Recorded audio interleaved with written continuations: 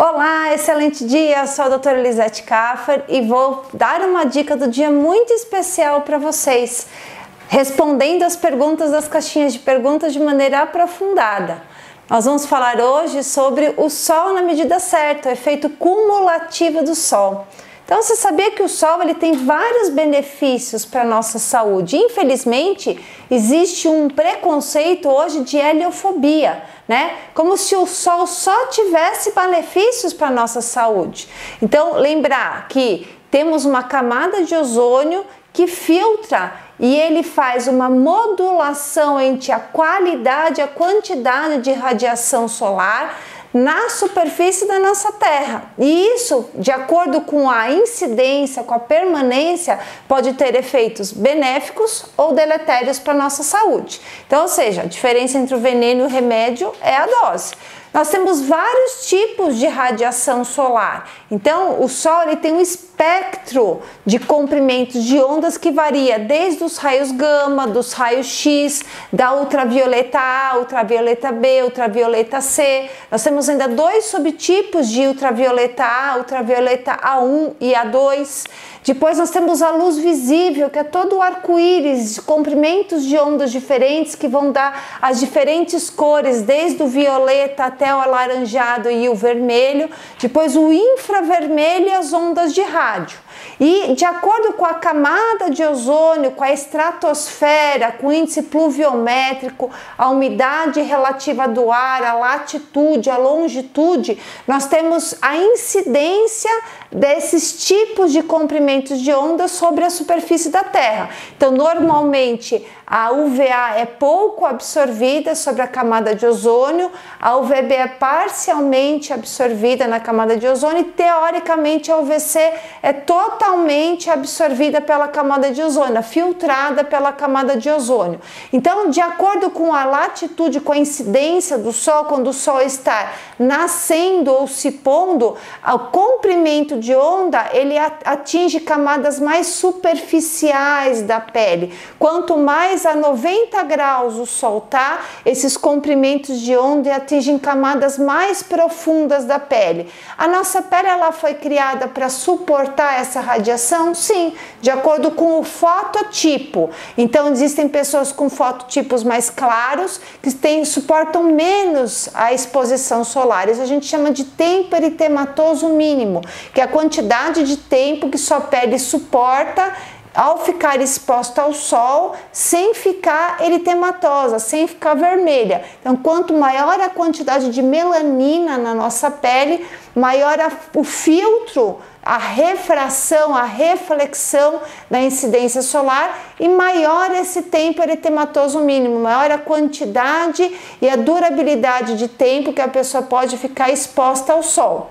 Você tem que respeitar a sua individualidade metabólica. Mas a gente tem que tomar cuidado com a quantidade e a incidência do sol, o efeito deletério pelo exagero só quando a gente está na praia. Não, olha só que interessante, mesmo quando tem nuvens escuras, você consegue bloquear só 90% da radiação ultravioleta, 10% ainda você fica exposto. Então ficar muitas horas, por exemplo, na praia, né? Mesmo num dia nublado, ainda você está captando uma quantidade subsequentemente suficientemente para causar um fotodano, se isso se repetir várias vezes. Se a radiação você está em altitudes maiores, quanto mais alto você está a nível da estratosfera, a cada 300 metros de altitude a radiação vai aumentar em 4%, ou seja, a gente tem que tomar cuidado mais em ambientes altos, em grandes altitudes, do que às vezes na própria praia. E quando existem nuvens que elas não são tão claras, elas conseguem, a radiação solar ela chega a atravessar 90% as nuvens claras e a neve consegue, além de incidir, fazer a refração duplicar o efeito eritematogênico na pele, o quanto que fica vermelha a sua pele, a queimadura, em 80%. Então olha só que interessante, quando a gente vai em grandes altitudes, na neve ou em dias nublados, a gente tem que tomar o mesmo cuidado. E se eu estou dentro do mar, isso alivia? Olha que interessante, até meio metro de profundidade ocorre penetração da radiação em 40%, né? E a areia, ela vai refletir em 25% a radiação ultravioleta. Ou seja, a gente tem que tomar cuidado em todos os locais, mesmo que você esteja debaixo do guarda-sol, se você permanecer 8, 12, 15 horas dentro de uma superfície próxima à areia, próximo ao mar, você vai ter tanto a incidência na superfície quanto a convecção, a irradiação e a reflexão. O sol, ele é essencial para a nossa saúde, ele vai fazer várias coisas excelentes, né? Ele vai fazer a fotoativação da vitamina D3, ele vai regular o nosso ritmo circadiano dia e noite, ele vai doar fótons para o nosso DNA mitocondrial, protegendo a gente da poluição eletromagnética, da radiação, ele vai melhorar a homeostase térmica, ele vai atuar principalmente na osteogênese, na formação óssea, em todo o crescimento do eixo neuroendócrino imunológico, tem vários efeitos benéficos.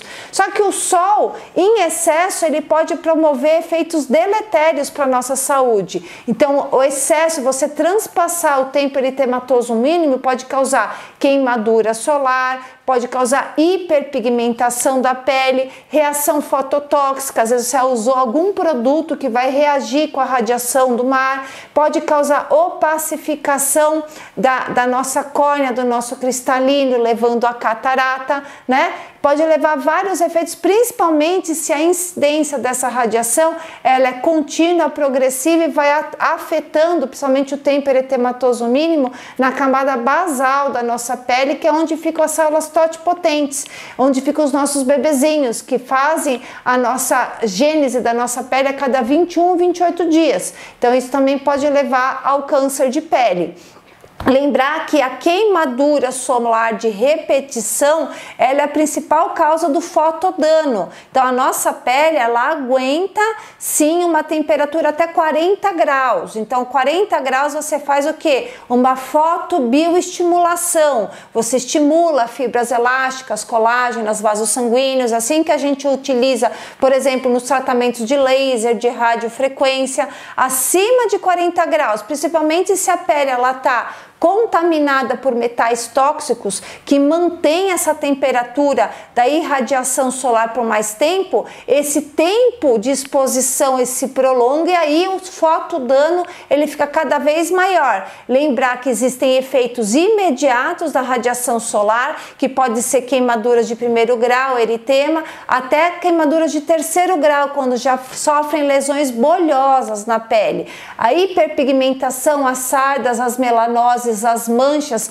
são consequências desses depósitos de melanina que não conseguiram entrar no turnover celular, porque elas foram, é uma pele com fotodano contínuo associado a processos inflamatórios e infecciosos, quando a carga tóxica está maior do que a capacidade de detoxificar, capacidade hepática de eliminação dessas toxinas através dos rins e da urina e do intestino não é suficiente, começa a sobrecarregar o sistema linfático, causando essa hiperpigmentação na pele, as melanoses, os quadros inflamatórios, até que ocorre o que? Uma fotodestruição das células totipotentes. Isso pode levar à fotodegeneração e ao fotodano.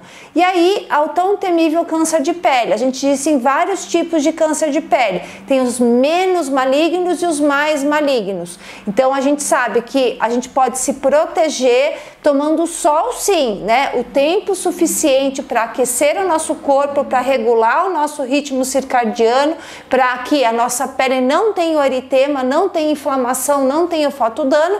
E a gente tem que tomar cuidado com os exageros, mesmo que você fique dentro do mar, mesmo que você fique debaixo do guarda-sol, mesmo que você esteja em grandes altitudes na neve, lembrar que você tem que se proteger do tempo prolongado de exposição exposição ao sol. Toma cuidado também com o que você vai aplicar na pele, o que você vai ingerir antes, para não potencializar esse fotodano. Então, tomar cuidado também com exposição às lâmpadas ultravioletas, aquelas lâmpadas antigas que elas também têm irradiação. Antigamente era um grande problema que os dentistas eles tinham um fotodano acelerado pelas lâmpadas antigas. Hoje as lâmpadas de LED vêm substituindo o fotodano dessas lâmpadas incandescentes. Então a fototerapia, o LED terapia, a substituição das lâmpadas incandescentes por LEDs auxiliou bastante na diminuição do fotodano dos ambientes internos. E tomar cuidado com quem já tem predisposição genética